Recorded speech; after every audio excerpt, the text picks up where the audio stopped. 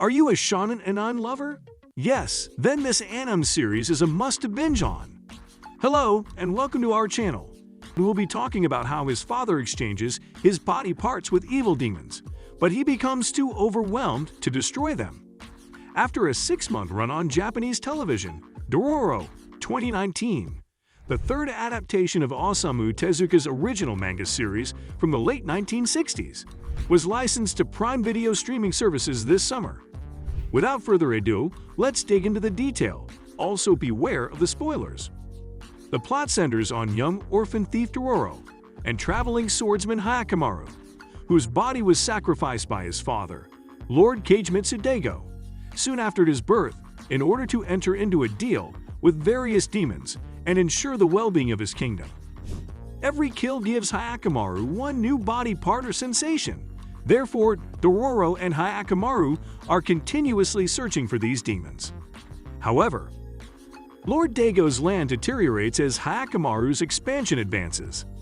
The series' principal plot revolves around this issue, which also raises questions about the ethics of utilitarian sacrifice and the purpose of humanity.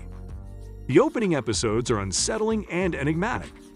I should start out by saying that even while I genuinely enjoy a show, I don't anticipate its final. Even when they have nice endings and well-executed plots, they are depressing affairs because you want to retain that series in your life, but are losing it. But Dororo was unique because as the clock counted down to this episode, there was a keen tingle of danger in the air. There was a very real possibility that MAPPA, Tezuka Productions, Furuhashi and Kobayashi, as well as some of the editorial choices made in the second core, might completely fart things up, and that would have been awful, to put it simply. Fortunately, that was not even close to occurring. None of my worst worries came true. And the conclusion we obtained was much more in line with my interpretation of the events than I thought the narrative implied was going to be the case. I'm not sure if that qualifies to misread the buildup, but based on the general agreement, both here and elsewhere, if it was a misread or a misdirection, it was a fairly successful one. I'm not sure if it matters if it was done on purpose or not if the writing was fooling that many people. I don't look a gift horse in the mouth though, because the final was generally well done, and I agreed with it. It was undoubtedly not a happy ending overall. I would describe it as hopeful rather than happy, which is appropriate for a series that was essentially a tragedy with a spine of hope running through it. But there has been too much karma flown under the bridge for there to not be a toll extracted at the end of this. Nua would have been at the top of my list of characters I would have bet wouldn't survive this, and while it's not certain, it appears quite likely she perished in the blazing ruins of her husband's castle. Her face was the first thing her firstborn saw with his own eyes, but not until she finally admitted that she had made a dreadful mistake, which was beautiful, but also kind of a bummer in a way, for obvious reasons. It was almost equally predictable that Tahumaru would meet his fate, albeit it was not quite guaranteed. When he made the decision to commit his father's greatest sin again by adopting demonic powers to attempt to fulfill Daigo's contract, he sealed his fate. Hyakkimaru's assessment that Tahumaru was lacking something, what appears to be his heart, it seems, is what makes this situation interesting.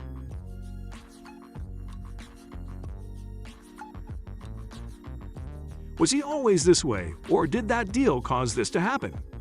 I believe the former, and that was a portion of the fee the demon demanded in exchange for the use of Hayaki's arms and eyeballs. It was a tragic finish for Tahumaru, in all honesty.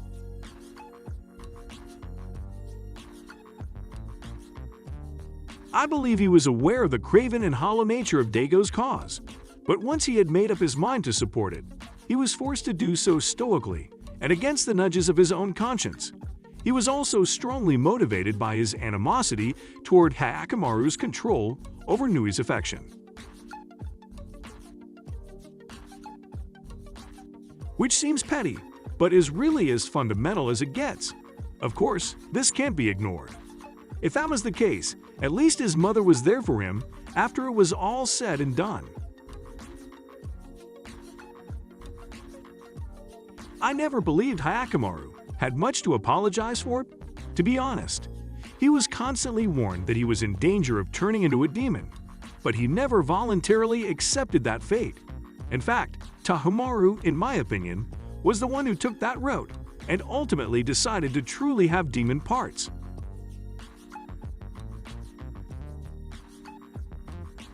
Whatever Hyakkimaru did, he did to survive and develop into a human.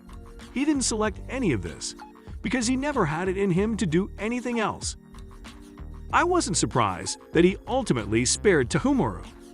The question of whether Tahumaru would have acted similarly if their dueling outcomes had been reversed is one that I do believe has merit. I believe that in the end, Nui and Tahumaru had to pass away, or at least appear to pass away, for Daigo to feel desolate and alone enough. Although I never thought Dororo treated Daigo as sternly as he should have, this was one of the final act parts that surprised me by agreeing with my opinions. In fact, I think the episode's best scene was when Hyakkimaru and Daigo first meet in the Hall of Hell. Not only did it show how human Haki was to the man he would have been completely right in wanting to kill, but it also made Daigo realize how foolish he had been all along. He had a special son who could have grown up to be a great leader and revived his dominion, but instead he sold him to demons in an effort to choose the simple route. Even though I wanted Daigo to pass away, I believe that artistically speaking, he had to continue on while fully understanding everything he had lost and why.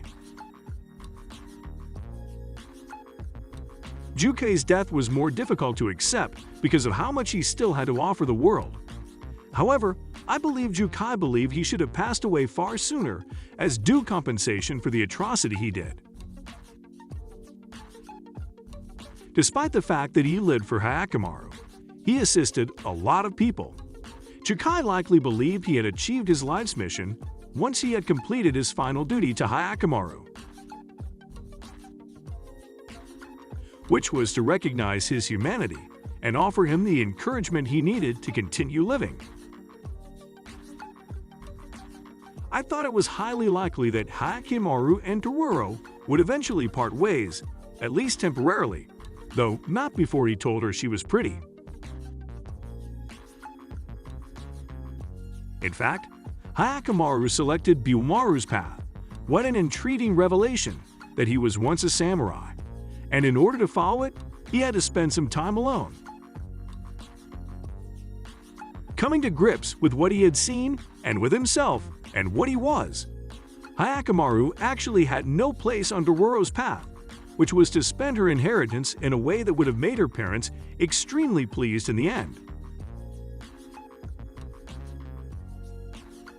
While leaving it up to our imagination as to what common course they might take in the future, the novel makes it quite evident that those pathways will eventually converge.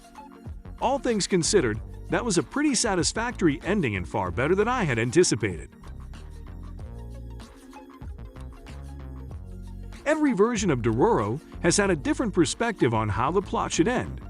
This is likely because Tezuka has shown such a lack of clarity on the matter himself.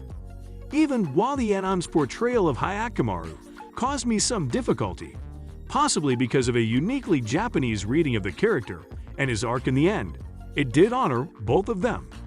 In the end, Hyakkimaru was truly saved by the love of two people, Jukei and Dororo. Suri no Moribito is so singular in the history of anime that there are very, very few. In fact, I can't think of a single other series that genuinely reminds me of it. This is a story with depth and lyricism that's incredibly uncommon in anime or any other medium, but Dororo really did, especially in the early episodes. Even while Dororo occasionally seemed to lose its way in the second core, it would still wind up being a fantastic series, even though it wasn't quite the transcendent masterpiece Moribito is. Dororo is a unicorn in 2019, a show the likes of which we see less and less of. It features a straightforward and meaningful storyline, a fantastic cast, and complete contempt for anime conventions, and they were never common. I will always, always be appreciative of a fantastic narrative told for its own sake.